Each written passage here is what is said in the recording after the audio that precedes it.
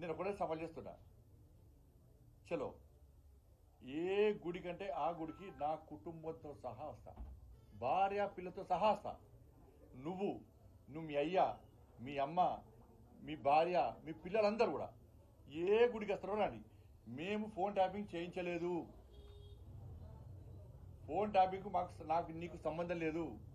Phone tapping చేసిన విషయం నాకు తెలియదు అని నువ్వు ప్రమాణం చేస్తామా? నువ్వు దాస్తికి నువ్వు మీ కుటుంబ సభ్యులందరూ వచ్చి ప్రమాణం చేయండి. నేను మా కుటుంబ సభ్యులందరూ వచ్చి ప్రమాణం చేస్తాం. నువ్వు ఫోన్ ట్యాపింగ్ చేయించినావు, నీకు సంబంధం ఉంది, ఫోన్ ట్యాపింగ్ చేసేది నీకు తెలుసు, నీ భాగస్వామ్యం నేను ప్రమాణం చేస్తా.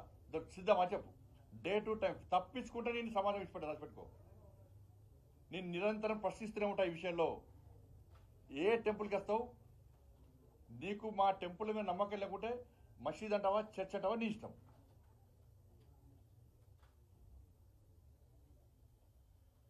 ఈ సవాల్కు నువ్వు సిద్ధమా?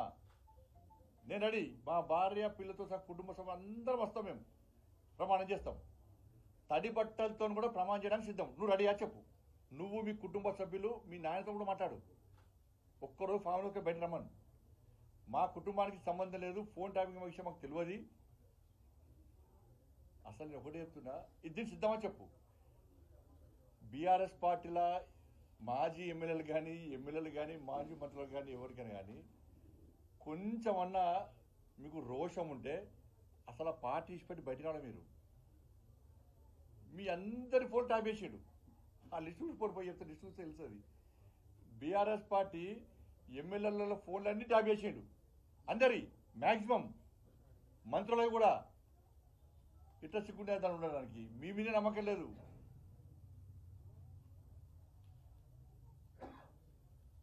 నీ కూడా పంపిస్తా, అది పంపిస్తా అని చెప్పి ఇవాళ నా ముందట మాట్లాడితే, కాబట్టి అంతా కూడా ఇదంతా అండర్స్టాండింగ్ పాలిటిక్స్ బీఆర్ఎస్ కాంగ్రెస్. ఇవాళ కాళేశ్వరం విషయంలో అసెంబ్లీ ఏర్పాటు చేస్తామంటే ఏం అవసరం అంటున్నా. గతంలో కేంద్ర ప్రభుత్వం విజిలెన్స్ రిపోర్ట్ ఇచ్చింది. మీ మంత్రులందరూ గాయి వేలాడికి పోయి తప్పు జరిగింది, కేసీఆర్ అవినీతి పాల్పడ్డాడు అని చెప్పారు. దానికి మళ్ళా కమిషన్ వేసారు. కమిషన్ నివేదిక ఇచ్చింది. మీ క్యాబినెట్ మీటింగ్ పెట్టుకున్నారు, దానిలో చర్చించినాక చర్యలు తీసుకోవాలి. మన అసెంబ్లీ ఏంది? మరి విద్యుత్ కొనుగోలు విషయంలో కమిషన్ రిపోర్ట్ ఇచ్చింది, మరి దాని విషయంలో ఎందుకు అసెంబ్లీ పెట్టలే మీరు? ఆ రిపోర్ట్ ఏమైంది, రిపోర్ట్ ఏమొచ్చిందో ప్రజలకు చెప్పిరా మీరేమన్నా? దాని మీద చర్చ ఎందుకు దొరకలేదు? అయిపోయా, ఢిల్లీ వైపు అసలు ఉంటున్నాయి. విద్యుత్ కొనుగోళ్ల విషయంలో, విద్యుత్ సంబంధించి ఆ స్కామ్ విషయంలో ఇచ్చిన కమిషన్ రిపోర్ట్ ఏమైంది? అసెంబ్లీలో చర్చ ఎందుకు జరుగుతలేదు దాని మీద? కాబట్టి మీ అండర్స్టాండింగ్ పాలిటిక్స్ అన్ని కూడా ప్రజలు గమనిస్తున్నారు. దాన్ని పక్కా ప్రజలు తిరగబడతారు, ఎదుర్కొంటారు విషయాన్ని గుర్తుంచుకోవాలి. అంటే ప్రభుత్వ అవసరాల కోసమే ఫోన్ ట్యాపింగ్ జరగచ్చు, మరి ఏం సంబంధం అని గతంలో కేసీఆర్ నాడు తాజా మాట కేటీఆర్ అంటున్నారు. రాధాకిషన్ రావు దేనికోసం శ్రీపడించారు? రాధాకిషన్ రావు నిన్న సీతాధికారులు పిలిచారు, నా దగ్గర ఆధారం వాళ్ళకి ఇచ్చిన, నాకు కూడా సమాచారం వాళ్ళకి ఇచ్చిన, వాళ్ళు మొత్తం క్లియర్ చూపెట్టారు. దానిలో హార్డ్ డిస్క్లు ఏవైతున్నాయో వాటిని ధ్వంసం చేశారు. నేను మళ్ళీ చెప్తున్నా, క్లారిటీ ఒక 3 విషయాలు మీకు చెప్పదలుచుకున్నాను. ఎందుకంటే వీళ్ళు ఏం చేసిండ్రు అనేది. నెంబర్ 1 అంటే సిట్టుకు విచారణ చేసే అధికారం లేదు, అంటే పిలిచే అధికారం లేదు, అందరు పిలిచే అధికారం లేదు. కానీ సిట్టు అధికారులు మాత్రం నిజాధిపరులు. ఇప్పుడు సిట్టు విచారణ చేస్తున్నటువంటి అధికారులు నిజాధిపరులు. వాళ్ళ మీద మాకు ఎలాంటి అనుమానాలు లేవు, కానీ వాళ్ళ పరిమితి తక్కువ ఉన్నది. ఇప్పుడు కేంద్ర హోంశాఖ కొన్ని ఆదేశాలు జారీ చేసింది.